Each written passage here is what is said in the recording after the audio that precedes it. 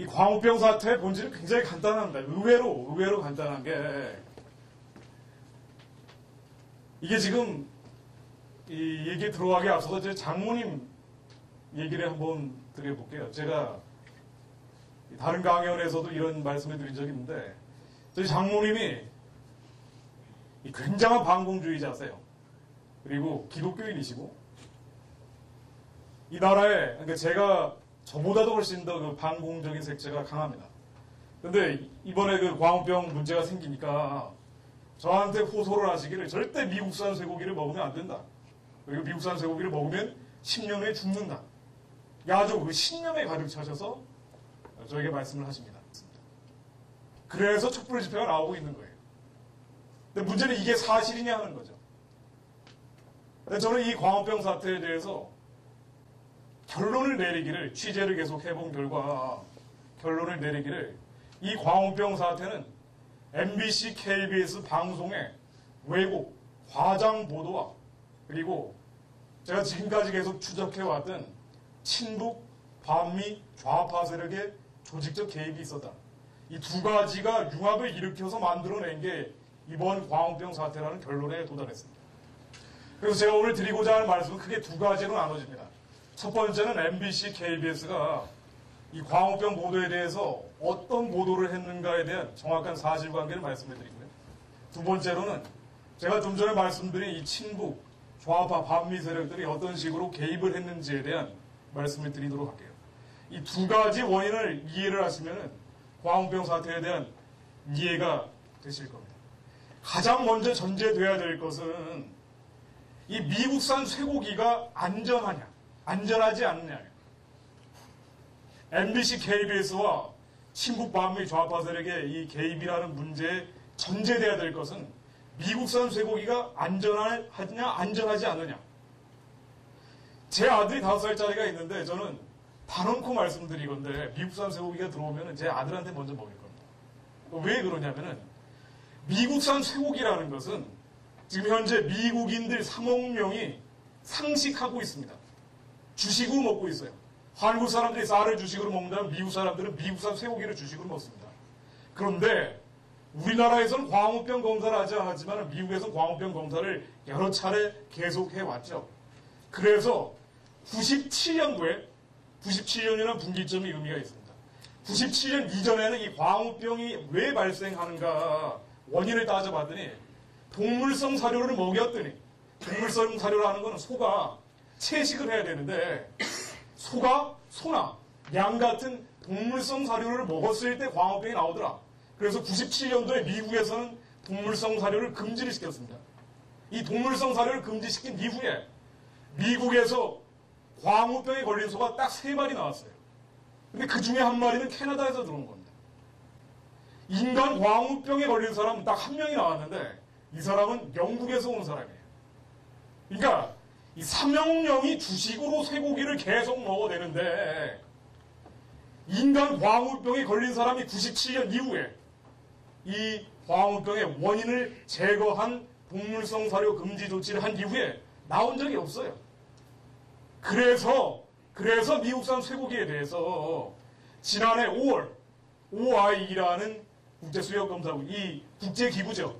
여기서 미국산 쇠고기는 안전하다라고 이 통제국가라는 판정을 내리기에 이릅니다. 그래서 미국산 쇠고기는 객관적으로 안전하다라는 게 입증이 돼 있어요. 그런데 지금 방송이 어떻게 보도를 하고 있느냐.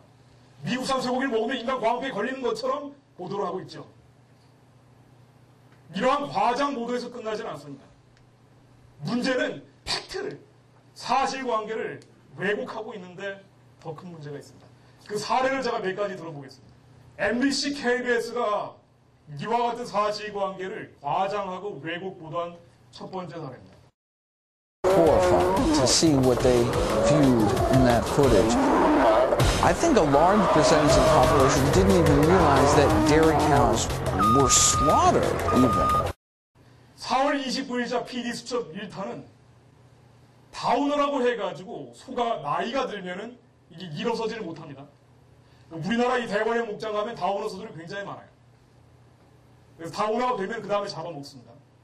그런데 PD 수첩 미국의 농장을 계속 촬영을 하면서 다우너에 걸린 소들을 영상으로 찍고 이 소들이 마치 다 광우병 소인 것처럼 보도를 했어요. 그러나 사실은 그렇지는 않아요. 이 다우너가 된다는 것은 광우병에 걸리는 경우도 있지만 대사장애, 골절, 그리고 특히나 소가 나이가 들면 다우너가 됩니다. 그러니까 원인이 전혀 판명되지 않은 다우너 소들을 이렇게 찍은 다음에 이게 광우병에 걸린 소처럼 보도를 했어요.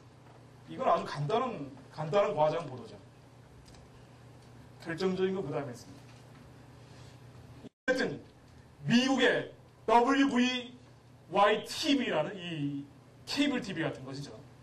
미국의 민영 방송에서 아레사 민슨 케이스를 취재를 한 것이 있습니다. 이거를 PD 수첩에서 인용 보도를 계속 했는데 명백한 사실관계를 오역, 왜곡을 해놨습니다. Had come in from the MRI and it appeared that our daughter could possibly have CJD. He told us that there was no treatment, nor was there a cure. I couldn't believe what I was hearing. 제가 무슨 얘기를 말씀드리려고 하니 이 와비 TV의 원문에서는 아레사 민슨의 어머니가 얘기하기를 자기 딸이 지금 들으신 분은 기억이 나실 겁니다. CJD에 걸렸다라고 얘기했어요. CJD. 그런데 이 PD 수첩의 자막은 무엇으로 나왔는 거 아니? VCJD, 인간 광우병으로 나왔어요. 이거 아마 조선일보나 인터넷 신문에서는 나왔기 때문에 들으신 분이 계실 겁니다. CJD라는 것은 VCJD, 인간 광우병과 전혀 관련이 없는 병이에요. 이 CJD 계열의 병들은 굉장히 많습니다. VCJD도 있고 SCJD도 있어요. 이게 일종의 치매 같은 종류의 질병인데 이러한 계통의 질병, 이러한 형상, 증상들이 나오는 질병들을 이런 CJ, 크로이펠츠 야쿠병이라고 해서 이런 계통의 병으로 나누는데 그 중에 미친 소를 먹었을 때 걸리는 병을 VCJD, 변종 크로이펠츠 야쿠병이라고 합니다. 이게 바로 인간 광우병이에요. 그러니까 다른 크로이펠츠 야쿠병 계열들과 다른 질병이에요. 또 이 4월 29일 이게 뭐 계속 나오는 얘기지만은 한국인이 유전적으로 광우병에 취약하다. M햄형 유전자를 가지고 있기 때문에 한국이 광우병에 걸리기 쉽다라는 보도가 계속 나오고 있습니다. 그러나 이게 사실 그렇지가 않죠. 이 과학적으로 확인되지 않은 내용들이에요. 이 중 지금까지 인간 광우병에 발병한 사람 모두가 메티오닌 MM형이었습니다. 즉 한국인이 광우병에 걸린 쇠고기를 섭취할 경우 인간 광우병이 발병할 확률이 약 94%가량 된다는 것입니다. 원래 이 얘기가 나온 것은 한림대 김용선 교수라는 연구 논문에서 기인합니다. 그런데 김용선 교수가 이 겁이 나서 미국으로 도망쳐 있다가 그 다음에 미국에서 조선일보하고 인터뷰를 하고 다시 한국에 돌아와서 지금 잠적해 있습니다. 근데 원문은 뭐냐? 이미 여러 차례 일간지에서는 보도가 된 바가 있어요. 이 김용선 교수가 연구를 했던 것은 MM형 유전자, 한국인의 유전자 MM형 유전자인데 인간 광우병에 취약하다는 게 아니라 VCJD에 취약하다는 게 아니라 SCJD, 산발형 크로이펠츠 야구병에 취약하다는 거예요. 원래 논문은 MM형 유전자라는 것이 산발형 크로이펠츠 야구병이라고 해서 인간 광우병은 상관없는 질병이에요. 근데 이거를 같은 계통으로 왜곡을 하고 변조를 해서 보도를 하고 있습니다. 이 5월 13일자 PD 수첩 2탄 이것도 아주 엽기였습니다. 이날 보도의 핵심 내용은 미국인이 30개월 이상 쇠고기를 먹지 않는다는 겁니다. 미국인이 30개월 이상 쇠고기를 먹지 않는데 미국 사람들은 먹지 않은 쇠고기를 한국에다가 수출한다는 거예요. 제가 이 보도를 보고 굉장히 화가 났습니다. Beef that we sell is about 18 months old. Some of the stuff around is a couple of years old, and that's still very good. in a lot of places, and I think in this country, you're really not allowed to sell stuff that's much older than that. LA의 대형 정육점의 관계자들을 찾아다니면서 멘트를 인용한 것이 말하길 뭐라고 얘기하냐, 미국 사람들이 얘기하기를 우리는 24개월 이상 된 쇠고기는 아예 쓰지를 않습니다. 이렇게 얘기를 해요. 그리고 미국에서는 1등급부터 8등급까지 쇠고기를 나누는데 2등급 초이스를 가장 많이 먹습니다. 그런데 이 8등급 최하 등급에도 30개월 이상짜리 쓰지 않습니다. 좀 전에 보셔서 아시겠지만은 미국 대부분의 지역에서 30개월 이상짜리 쓰지 않는다라고 얘기를 해요. 그러니까 미국에서 30개월 이상을 안 먹는다는 거예요. 근데 과연 그러냐? 과연 그렇다고 생각하십니까? 아마 다 그렇게 생각하실 거예요. 이렇게 보도를 했습니다. 근데 실제로 그렇지 않아요. 이 다음에 제가 캡션이 또 나오겠습니다만은 이거에 대한 반증은 이미 일주일 전에 MBC가 또 다른 왜곡 보도를 위해서 뉴스데스크에 보도한 내용에 그대로 나옵니다. 미국의 육류가공협회 부회장 등 미국의 권위 있는 당국자들 말을 인용을 해놨어요. 그 보도는 일주일 전에 이 PD 수첩 2탄 일주일 전에 나온 MBC 뉴스데스크 보도는 미국에서는 30개월 이상짜리를 이렇게 많이 먹습니다라는 전혀 다른 과장 왜곡 보도를 위해서 인용을 한 것인데 여기에 MBC가 뭐라고 얘기하느냐? 미국에서는 30개월 이상 된 쇠고기를 18%나 지난해 도축했습니다. 그리고 소비했습니다. 이렇게 나와요. 그러니까 전혀 다른 얘기죠. 미국인은 30개월 이상 된 쇠고기를 먹지 않는다고 5월 13일자에 보도했는데 실제로는 MBC가 일주일 전에 보도한 내용은 미국에서는 18%나 30개월 이상 된 쇠고기를 먹는다는 겁니다. 그걸 다시 한번 확인을 해봤어요. 그랬더니 미국에서는 실제로 20% 가까이 30개월 이상 된 쇠고기를 도축하고 소비하고 식용하고 있습니다. 그럼 도대체 LA 정육점 얘기는 뭐예요, 이게? LA 정육점 얘기는. 미국은요, 이렇게 되어 있습니다. 이 LA 정육점들, 대형 정육점들은 스테이크 쇠고기를 팔아요. 1등급에서 8등급이라는 것은 스테이크 등급입니다. 그러면은 30개월 이상 된 쇠고기들은 어떻게 하느냐? 그거는 햄버거, 햄, 그리고 저가용으로 일반 월마트나 롯데마트 이런 데 마트 같은 데서 이 포장육으로 많이 팔리게 됩니다. 어쨌든 미국에서는 30개월 이상 된 쇠고기를 거의 20% 가까이 소비를 해요. 한우가 있고요. 유구라는 게 있고 그 다음에 젖소가 있습니다. 한우는 수컷이 있고 암컷이 있어요. 유구라는 건 뭐냐? 암컷인 경우도 있지만 젖소인데 이 수컷을 가리킵니다. 이 젖소는 뭐 당연히 젖소이면서 홀슈타인 종류이면서 암컷을 가리키죠. 그런데 대체로 미국에서 30개월 이상짜리 쇠고기는 먹지 않겠다고 우리가 지금 주장을 하고 있는데 일본에서 제가 좀 전에 말씀드린 것처럼 20개월 일본입니다. 미만만 수입하고 그리고 국내적으로도 유통을 할 수 있게 법으로 만들어놨어요. 우리는 여기에 대한 법제가 전혀 없어요. 실제로 그럼 어떻게 되어 있느냐? 한우의 이 수컷은 대체로 24개월에서 32개월 때 도축을 합니다. 암컷은 언제 하느냐? 40개월에서 60개월 때 도축을 해요. 젖소, 이 유구 같은 경우도 역시 24개월에서 32개월 때 도축을 합니다. 젖소 암컷! 이게 몇 개를 도축하는지 아십니까? 아마 시골에 부모님이 계신 분들 대충 아실 겁니다. 젖소는요, 젖 다 짜다가 완전히 다운화가 됐을 때 잡아요. 많게는 10년까지 합니다. 10년은 몇 개월이죠? 120개월. 이게 120개월까지 가는 경우는 많지 않겠지만 대체로 50개월이 이상 된다고 봐야 돼요. 이게 이제 현지 도축업자들의 주장입니다. 근데 이 개월수, 이 개월 법으로 전혀 통제가 안 돼요, 우리나라.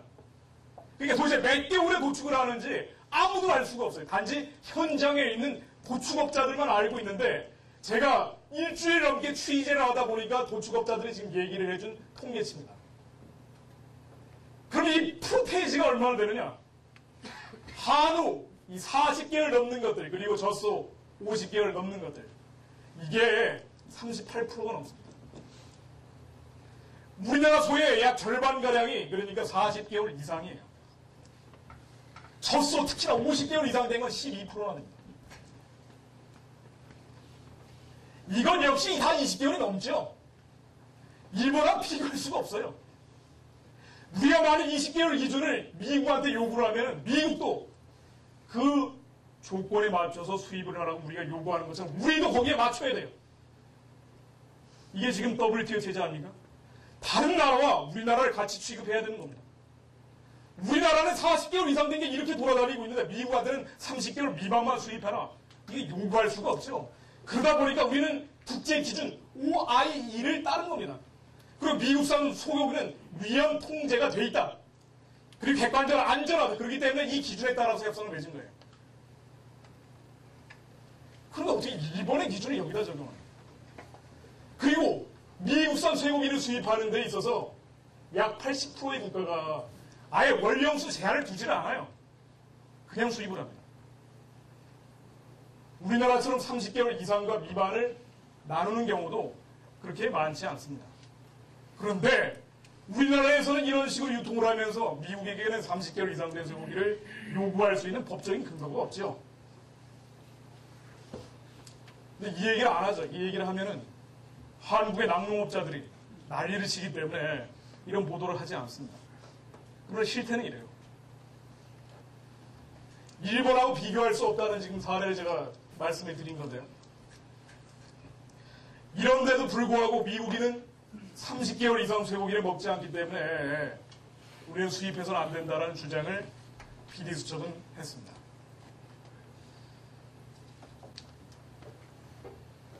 그 다음에 4월 30일자 MBC 뉴스데스크도 역시 심각한 과장 보도였습니다. 이날 보도의 핵심적인 내용은 제가 한번 인용을 해드릴게요. 미국의 소사육 방식처럼 소의 동물성 사료를 먹이면 정상 프리온이 뇌 조직을 파괴하는 변형 프리온으로 변해 소가 광우병에 걸립니다. 이 쇠고기를 먹은 사람은 인간 광우병에 전염됩니다. 이렇게 얘기를 하면서 뉴스가 시작을 합니다. 근데 이 얘기를 들으면 이게 무슨 얘기인지 감이 잘 안 오시겠지만은 직접 이 뉴스를 듣게 되면은 미국에서는 동물성 사료를 그대로 먹이고 있고, 그리고 그 동물성 사료를 먹은 미국산 쇠고기는 광우병에 걸리고, 그 광우병에 걸린 쇠고기를 먹은 인간은 인간 광우병에 걸린다는 얘기입니다. 도식화에 아주 등식화해 놨어요. 근데 실제로 그렇지가 않죠. 미국은 97년 이후에 동물성 사료 금지 조치를 발효를 시켰습니다. 그런데 아직 동물성 사료를 먹이고 있는 것처럼 얘기를 했어요. 뿐만 아니라 동물성 사료를 먹인다 하더라도 그 중에서 극히 일부분만 광우병에 걸리죠. 근데 그대로 걸리는 것처럼 얘기를 했습니다. 광우병에 걸린 소라 할지라도 그것을 먹은 사람 중에 극히 일부만 또 걸립니다. 그런데 마치 이것을 먹으면 그대로 광우병에 걸리는 것처럼 얘기했습니다. KBS 마찬가지죠. 미 쇠고기 협상과 관련해 KBS의 여론조사 결과 국민의 80% 가까이는 미국산 쇠고기가 안전하지 않으며 안전성에 의문이 있는 만큼 광우병 불안감은 과장된 것이 아니라고 답했습니다. 박정호 기자가 자세한 여론조사를 보도합니다. 먼저 미국산 쇠고기가 안전한지 여부를 물었습니다. 응답자의 77.9%는 안전하지 않다고 답한 반면 안전하다는 응답은 17.2%에 그쳤습니다. 국민의 광우병 불안감에 대한 입장은 73%가 안전성에 의문이 있는 만큼 불안감이 과장된 것은 아니라고 답했습니다. 자, 좀 전에 나오는 바와 같이 이 다음에는 촛불 집회가 타당하다고 보느냐 그렇지 않다고 보느냐라는 설문까지 이어집니다. 그런데 국민의 열대 다수가 미국산 쇠고기의 안전을 믿지 못한다라고 얘기가 나오고 있는데 이때 5월 11일 연휴 기간이었습니다. 국민의 78%가 안전성을 못 믿는다라고 얘기를 응답을 했는데 이 국민의 설문조사한 기준을 살펴봤더니 15세 이상으로 돼 있어요. 연휴 기간에 중고생들이 집에 많이 있었을 겁니다. 그리고 지금 정교조 영향을 많이 받아가지고 광우병이 굉장히 위험하다고 아예 급식을 거부하고 있죠. 그러니까 중고생들은 지금 예외가 없습니다. 위험하다라고 보는 시각에 있어서. 근데 15세 이상을 대상으로 해놓으니 이런 응답 받아내기가 어렵지 않았을 겁니다. 근데 문제는 국민이 뭐냐는 거죠, 국민이. 모든 여론조사에서는 국민이라고 하면은 19세 이상의 성인을 가리킵니다. 19세 이상의 성인이 아니라 그 15세 이상을 국민으로 여론조사하는 경우는 없어요. 없습니다. 없는데 이 응답을 이끌어내려고 15세 이상까지 설문을 한 다음에 국민이라고 표현을 해놨어요. 이건 아주 미시적 사안인데요. 한번 정리를 해보겠습니다. 이 광우병과 무관한 사안을 자의적으로 해서 왜곡 보도하고 미국산 소의 광우병 발병 가능성을 과장 보도하고 이것이 문제가 돼서 언론중재위원회에서 MBC PD 수첩 측에 정정 보도를 지시한 적이 있습니다. 그럼 사실 이러한 지시에 대해서 적극적으로 응하고 있지를 않죠.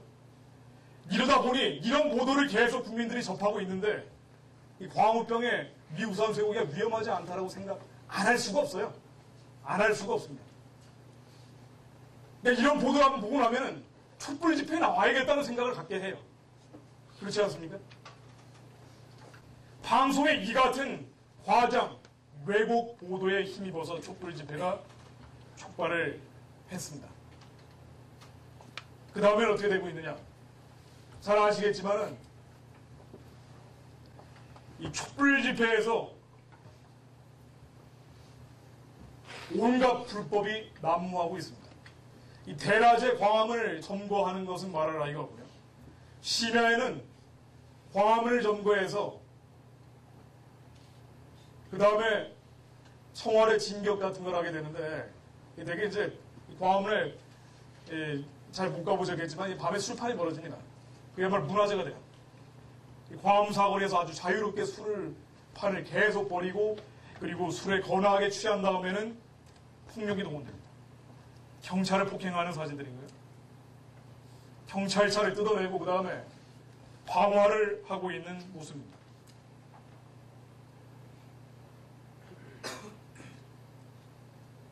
조이팔프와 광목이 등장을 했죠. 왜 이런 폭력 시위대들이 나오는지는 제 강연을 다 들으시면 이해가 되실 겁니다. 그 다음에 오늘 제가 말씀드리는 주제입니다. 제가 좀 전에 말씀드린 내용은 MBC, KBS가 어떻게 사실관계를 왜곡하고 과장을 해놨는지에 대한 말씀을 드린 거고 촛불 집회 배후 세력이 있느냐 없느냐를 가지고 얘기를 많이 하죠. 이 표현은 굉장히 민감한 표현입니다만은 촛불 집회를 주도하고 주최하고 있는 세력은 있어요. 정확하게, 명확하게 존재합니다. 뭐냐? 5월 6일 이전에는 정책반대시위연대라는 단체하고 광우병 국민감시단 같은 단체들이 주최를 했습니다. 촛불 집회를. 5월 6일 이후에는 신문에 계속 나오고 있습니다만 광우병 국민대책회의라는 단체가 주최를 하고 주도를 하고 있어요. 이 단체들이 어떤 단체냐? 정책반대시위연대라는 단체는 약 50여 개 시민사회단체가 가입해 있다라고 얘기를 하고 있는데 이 단체는 만들어진 지 얼마 되지 않습니다. 그러나 실제 그 안에 보면은 참여연대를 제외하고는 한국진보연대라는 좌파 단체의 회의체에 다 가입해 있는 단체고 한국진보연대라는 단체를 통해서 움직입니다. 그 다음에 광우병 국민감시단이라는 단체는 FTA 체결 반대 범국민운동본부라는 단체가 주도를 하고 있는데 정확히 같은 단체입니다. 이 FTA 체결 반대 범국민운동본부는 제가 좀 전에 말씀드린 한국진보연대라는 단체가 주동을 하고 있어요. 이게 5월 6일 이전에는 한국진보연대라는 단체가 주동을 했습니다. 그런데 5월 6일 이후에 보니까 역시 한국진보연대가 주동을 하고 있습니다. 왜 그러냐? 이게 5월 6일에 광우병 국민대책회의가 출범하는 모습입니다. 한국진보연대가 5월 6일 이전이건 5월 6일 이후건 계속 주도하고 있다라고 말씀을 드렸는데 출범식 프레스센터의 현장 사진을 제가 찍은 건데요. 이날 회의를 주재해서 사실상 이끌었던 사람이 박서군이라는 한국진보연대 실무 책임자입니다. 이 사람들 보면은 강기갑, 천영세, 오종열, 이석행, 한상열, 이 사람 얼굴 잘 아시죠? TV에 자주 나오는 사람들입니다. 광우병 국민대책회의가 활동하는 모든 사진들을 채증해서 보면 이 사람들이 다 주동하고 있어요. 이 사람들이 한국진보연대를 주동하고 있고 광우병 국민대책회의를 주동하고 있습니다. 그래서 이 광우병 국민대책회의가 대표급뿐 아니라 실제 실무진들을 살펴보니까 5월 15일 날 광우병 대책회의에서 내부 문건을 만들었는데 이걸 한번 봤습니다. 상황실 상근자가 12명이 있는데 운영위원장, 사무처장, 대변인, 핵심 포스트 6명, 절반이 모두 진보연대 간부예요. 나머지는 참여연대와 함께 나눔 문화 등이 있는데 이거 다 반상근, 비상근 이런 식으로 해서 주도적인 역할을 하지 않고 있습니다. 그래서 촛불 집회를 주동하고 있는 광우병 국민대책회의라는 단체는 한국진보연대가 대표급들은 물론 실무진들까지 장악을 하고 있어요. 이 사람들이 주도하고 있어요. 한국진보연대라는 단체. 그래서 아까 말씀드린 핵심 인물입니다. 오종열, 강기갑, 천영세, 한상열, 이 사람 정광훈이라는 사람. 근데 한국진보연대라는 단체가 어떤 단체냐? 한국진보연대는 지난해 9월 만들어진 단체입니다. 이 좌파 단체들이 다 하나로 모여서 하나의 연합전선을 만들었는데 그게 한국진보연대예요. 이 단체가 지난해 9월 만들어질 때 뭐라고 얘기했는고 하니 우리는 전국연합이라는 단체, 민중연대라는 단체, 통일연대라는 단체를 계승했다라고 얘기하고 있습니다. 그럼 요 세 단체가 어떤 단체냐? 그리고 한국진보연대는 어떤 단체냐? 제가 간단히 말씀해 드릴게요. 한국진보연대라는 단체는 지금 강령에서 어떤 주장을 하고 있는 거 아니? 국가보안법 철폐, 주한미군 철수, 한미동맹 폐기, 6.15 선언상의 연합연방제 실천. 이게 한국진보연대 주장의 공개적인 주장입니다. 한마디로 친북, 반미 성향의 단체가 한국진보연대고 이 단체가 계승했다는 전국연합 민중연대 통일연대라는 단체는 훨씬 더 노골적인 친북, 반미 단체였습니다. 그 단체에 이 전국연합의 의장을 했던 사람이 오종열이라는 사람, 전국연합의 대의원이었던 강기갑이라는 사람, 전국연합의 지도위원이었던 천영세라는 사람, 그리고 통일연대의 대표였던 한상열이라는 사람, 민중연대의 대표이자 전국연합의 대의원인 정광훈이라는 사람, 이 사람들이 한국진보연대라는 단체를 지난해 만들었고, 그리고 이 사람들이 제가 좀 전에 말씀드린 광우병 국민대책회의를 만들었어요. 이 사람들이 주장을 해왔어요. 예를 들어서 2001년 9월 22일에서 23일 충북 괴산이라는 데서 전국연합이 주동을 한 이 군자선의 약속이라는 맹약을 맺은 적이 있습니다. 이 군자선의 약속은 뭐냐? 국가보안법 철폐, 주한미군 철수 후에 연방제 통일을 하자라고 결의를 한 자리였는데 여기서 이 사람들이 어떤 주장을 했느냐?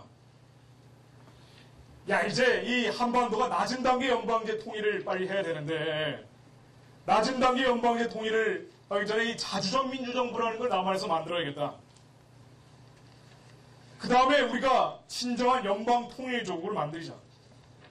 이런 주장을 하면서 이 연방 통일조국이 어떤 통일조국이냐 이거에 대한 자세한 설명을 한 적이 있습니다. 그것은 그대로 인용을 해드릴게요. 연방 통일조국의 건설은 북한의 사회주의 혁명 역량과 미국의 개국주의 세력의 대결에서 북한의 사회주의 혁명 역량이 승리하고 남한의 민족 민주 전선 역량, 친북 반미 세력을 얘기합니다. 이 민족 민주 혁명 역량이 친미 예속 세력의 대결에서 민족 민주 전선 혁명 역량이 승리한 후 남한의 혁명 역량이 북한의 사회주의 혁명 역량에 가세하고 결집하는 것이다. 이 표현이 아주 재밌습니다. 가세하고 결집하는 거다. 대등하게 합치는 것도 아니에요. 북한에 들어가는 거라고 얘기하고 있습니다. 그러니까 북한의 사회주의 혁명 역량에 들어가는 거라고 얘기하는 그 연방제를 하겠다는 사람들이 이 사람들이에요. 그 주장을 일관되게 해왔고 그것을 위해서 끊임없이 대한민국 사회에서 친북, 반미, 좌경, 집회, 시위, 폭동을 주동을 해왔습니다. 전국연합 같은 경우는 이 단체의 회의록을 보면은 2006년 한 해 동안 무려 800여 차례의 집회, 시위, 기자회견을 했다고 하고 있습니다. 그러니까 대한민국에서 벌어지는 모든 친북, 반미, 좌경 집회는 다 이들 단체들이 주동했다고 보시면 됩니다. 이들 단체가 한국 진보연대를 만들었고 이 사람들이 광우병 국민대책회의를 주도하고 있습니다. 그리고 이 사람들이 했던 게 또 뭐냐? 사회에서 분위기가 무르익을 때 범대위라는 걸 만들었어요. 전국연합 민족연대 통일연대가 이슈가 생길 때마다 범대위를 만들어서 이 친북 단체가 있다면은 혁명을 하려면은 친북 반미 단체들만 가지고는 안 되죠. 사회에 있는 일반 시민들까지 끌어모아야 됩니다. 그러려면 이슈가 있어야죠. 그 이슈가 생기면은 만드는 게 범대위예요. 범국민대책회의, 범국민운동본부, 범국민행동. 이름은 약간씩 달라지지만 범자가 꼭 붙습니다. 이들 단체가 했던 것이 대표적인 여중생 범대위. 2004년에 노무현 씨를 탄핵하지 말자고 탄핵 무효 범국민행동. 이때도 촛불 집회를 굉장히 심하게 했죠. 2005년에 평택에서 미군기지 이전 반대한다고 평택 범대위라는 걸 만들면서 주한미군 철수 폭동을 했습니다. 그리고 2005년에 메가드 동상 파괴를 기도했던 것. 2006년에 FTA를 체결 반대하면서 만들었던 FTA 범국본. 이들 범대위를 다 이 사람들이 만들었는데 예를 들자면은 이 오종렬이라는 사람은 이 모든 범대위의 공동대표로 들어가 있어요. 단 하나의 범대위 예외도 없습니다. 지금까지 범대위를 만들어서 친북, 반미, 좌경 운동을 계속 해왔던 사람들이 결국 이 사람들입니다. 예를 하나 들어보겠습니다. 제가 좀 전에 FTA 범국민운동본부 요 단체도 3개 단체가 주동을 했다고 말씀을 드렸는데 그 지휘부를 한번 살펴보겠습니다. 상임대표는 전국연합의 대의원인 오종렬, 정광훈, 문경식 세 사람이 맡고 있어요. 전국연합 계열입니다. 이 박석훈, 정보석, 정관영, 이대영, 이영복이라는 사람들 각자 이 팀장급들을 만들고 있는데 이 사람들 다 민중연대와 통일연대의 간부들이에요. 한충목, 박석일, 장대현, 김지현 이 사람들 역시 집행위원장들 실무급들을 맡고 있는데 전국연합의 대의원들입니다. 이 사람들이 활동했던 모습들, 그동안 범대위를 만들어서 활동했던 모습들을 잠깐 살펴보겠습니다. 2002년 여중생 범대위, 여기 계신 분들은 그때 아마 중고등학생이셨던 분들이 많으실 텐데 이때 효순의 미선이 추모를 한다면서 시청 앞에 촛불 집회를 이끌었던 여중생 범대위의 회의 모습입니다. 여기 오종렬의 모습이 보이죠? 이 사진을 확대하면 오종렬입니다. 이때 여중생 범대를 이끌었던 게 사실 오종렬이고요. 그리고 이거는 집회를 하기 전에 오종렬이라는 사람이 성조기에 불을 태우고 있는 모습이에요. 평택 범대를 보겠습니다. 평택 범대위에서 역시 집회를 하고 있는 모습인데 오종렬의 모습이 가운데 보이죠. 이쪽은 정광훈이라는 사람이고요. 이 사람은 실무자입니다. 이때 역시 평택 범대의 회의를 주재하고 있는 게 오종렬입니다. 메가드 동상 파괴를 할 때는 어땠느냐. 이때 제가 찍은 사진인데 역시 오종렬, 한상열, 그 다음에 이종린이라는 사람, 그 다음에 이규재라는 사람, 이 사람들은 범민련 남측본부라고 한국진보연대 그리고 전국연합이라는 단체와 같은 계열에 있는 단체들입니다. 이 집회를 한 다음에 역시 폭력 집회로 비화가 됐습니다. 제가 지금까지 말씀드린 묘지는 2000년 이래 대한민국에서 연방제로 사회주의 통일을 하겠다라면서 범대위를 계속 만들어 친북, 반미, 좌경 집회를 주도하던 사람들이 이번에는 광우병 문제로 범국민 대책회의라는 걸 주도하고 있다는 얘기입니다. 그러니까 이번 사태가 이러한 친북 반미 좌경 세력들이 주도하고 작동하고 있다는 이 요소를 빼버리면 촛불 집회는 절대 일어나지 않아요. 이번에 어떤 주장들을 하고 있느냐, 한국진보연대와 그 산하에 있는 실천연대 같은 단체들이 어떤 주장들을 하고 있느냐. 이미 5월 초부, 4월 말부터 진보연대가 이 투쟁지침이라는 걸 계속 내려보냅니다. 얘기하기를 가능한 전국의 모든 광역 시군에서 촛불 행사를 조직하라. 구체적으로 지시를 해요. 정부에서 쇠고기 고시를 강요하면 당일 저녁에 대중적 촛불을 조직하라. 그 당일별로도 지시를 합니다. 그 다음에 이명박 정부를 쓸어버려라. 제2의 6월 항쟁을 위해 연일 청와대로 진격하라. 이 청와대 진격 투쟁은 5월 18일 날 진보연대 산하의 한총련이라든가 실천연대라든가 6.15 청학연대라는 단체가 5월 18일 날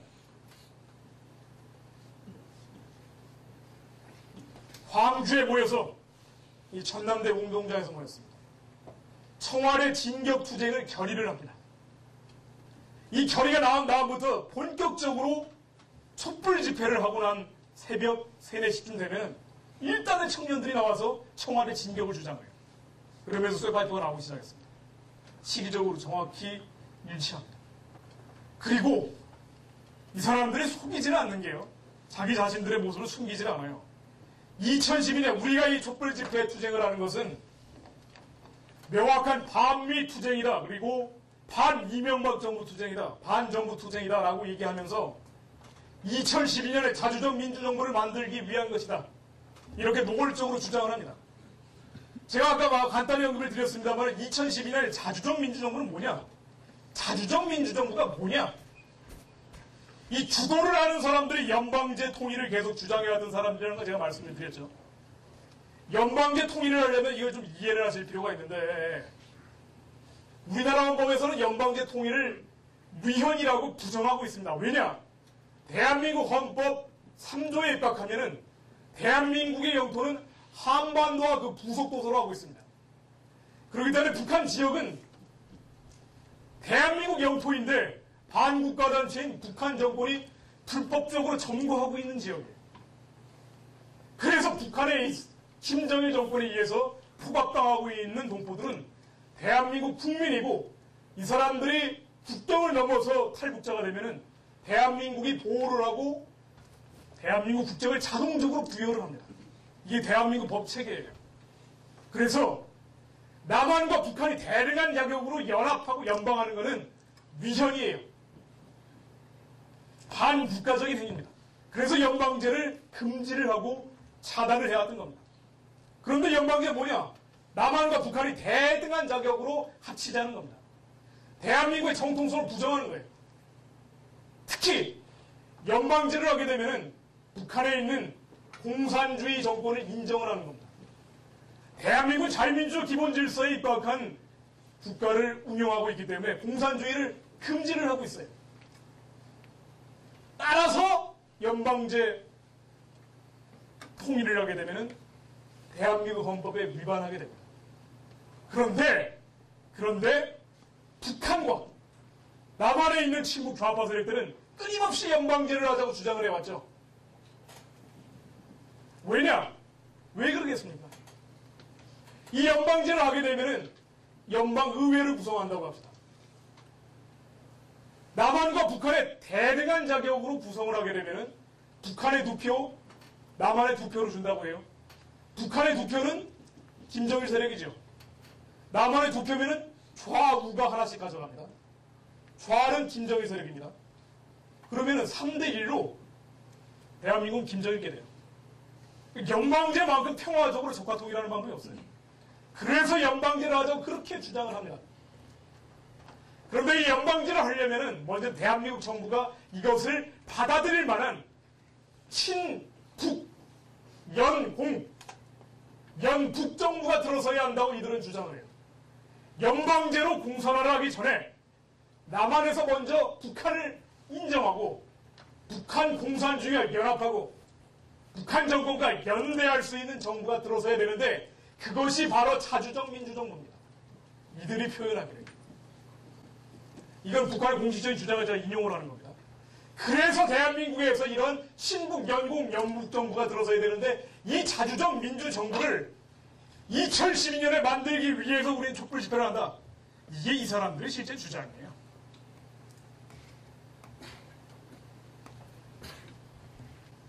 정리해보겠습니다. 연방제를 주장해왔던 반미 세력들은 전국연합 민중연대 통일연대를 중심으로 이와 같은 범대위를 통해서 반미 친북 집회를 계속해왔습니다. 진보연대로 한번 탈색을 시킨 후에 이번에는 광우병 문제로 국민대책회의를 만들었습니다. 이 사람들의 의도가 뭐겠어요, 이게? 뻔한 거 아니에요? 실제로 아까 한국진보연대 산하에 있는 한총련이나 6.15 청년학생연대 같은 단체의 주장을 보겠습니다.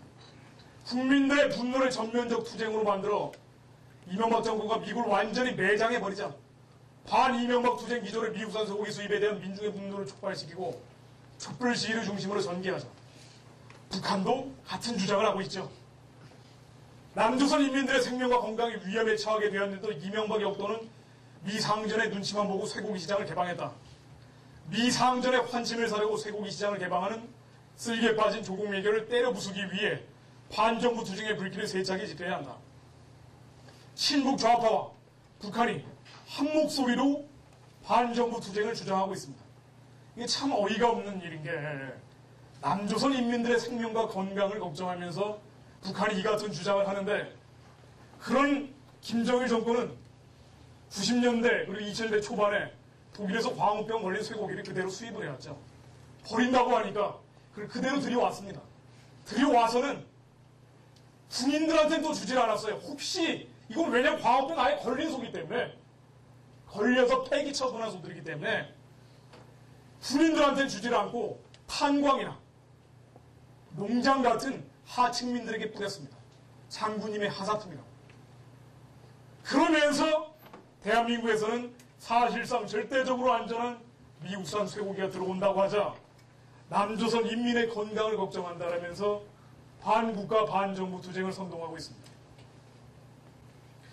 촛불 집회가 지금 계속되고 있는데 이 적어도 촛불 집회에 단순히 참가한 사람들과 주도하고 주최하는 사람들은 구분을 할 필요가 있겠죠. 주도하고 주최하는 사람들은 재협상을 하기도 어려울 뿐 아니라 한다고 해도 이 사람들의 행태는 달라지지 않습니다. 목적이 정권 퇴진이니까. 재협상을 얘기를 하는데 이 재협상은 국제법적으로 불가능한 거예요. 미국과 통상협정을 맺었는데 만일 우리가 재협상을 하게 되면 이 재협상 간단히 제가 말씀드리고 얘기를 정리하도록 하겠습니다.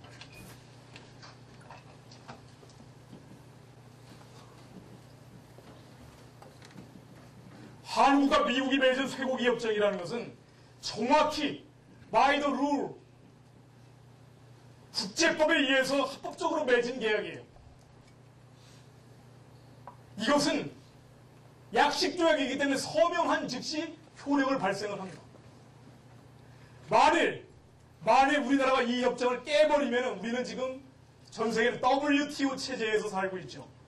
이게 자유무역 체제입니다. WTO 체제에서 우리가 이 국제법적인 약속을 깨버리면 우리는 이거에 대한 보상을 받아야 돼요. 이게 바로 무역보복입니다. 약속을 깼으니까. 한국이 재협상을 하게 되면 미국과 맺은 이 협상을 일단 깨버리고 그 다음에 새로운 협정을 맺어야 되는데 이럴 경우에 WTO 위반이 됩니다. 가트 체제에도 위반이 돼요. 미국은 제소를 하게 됩니다. 그렇게 되면 어떻게 되냐? 한국이 80% 가까이 뭘 팔아서 먹고 살죠? 자동차, 반도체, 기계를 먹고 우리는 그걸 팔아서 먹고 삽니다. 우리가 이거를 수출하는 게 이게 완전히 차단이 돼요.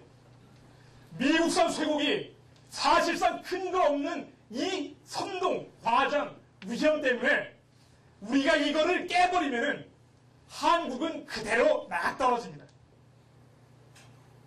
반도체를 팔 수가 없어요. 자동차를 못 팔아요. 정부는 이걸 알죠. 그러니까 재협상 안 한다는 거예요. 못 한다는 겁니다. 재협상 한국은 IMF 또 옵니다. 근데 어떻게 재협상을 해요? 재협상을 만약에 한국이 하게 되면은 한국은 경제적으로 컬랩스예요.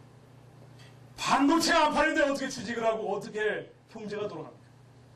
근데 이걸 원해요. 이 사람들 뭐라고 주장하느냐 계속. FTA 하지 말자. 미국에서 수입해오는 거 하지 말자. 금융도 대한민국에 들어와서는 안 된다. 대원군 시대에 폐쇄 국가로 만들려고 하고 있어요. 뭐라고 주장하느냐 이 사람들이. 농사를 자주적으로 하죠. 자주적 농업 국가를 만들자고 합니다. 그게 어디예요? 북한 아닙니까? 그래서 어떻게 됐습니까? 90년대 중반에 300만 명이 굶어 죽었죠. 굶겨 죽인 거예요. 평양에 있는 핵심 세력들에게는 다 먹을 걸 주고 배급을 해주면서 일반 적대계층 2천만 적대계층에겐 배급을 끊어버렸어요. 그러면서 이때 만들었던 게 9억 불이 들여가지고 김일성 금수산 기념공전을 만들었습니다. 9억 불이면 10년 동안 북한이 굶어 죽는 사람이 안 생겨요. 그리고 미사일을 개발하고 핵무기를 개발했어요. 달러가 김정일 비자금 계좌에 넘쳐나고 이거로 무상화물을 계속 짓고 미사일하고 핵폭탄을 만드는데 인민들한테 주지 않아서 300만 명이 죽었어요. 이게 자주적 농업국가입니다. 이 자들이 지금 이걸 하자 그래요.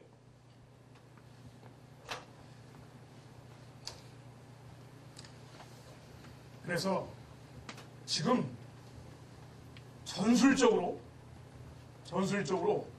수위를 이 사람들이 조절을 합니다.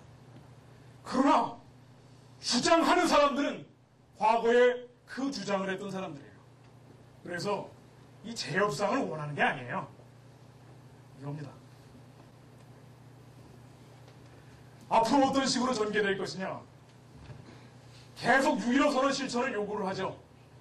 6.15 선언이라는 건 문제가 많은 선언입니다. 그런데 이 사람들은 어쨌든 6.15 선언을 연방제 통일의 한 형태로 주장을 하고 있습니다.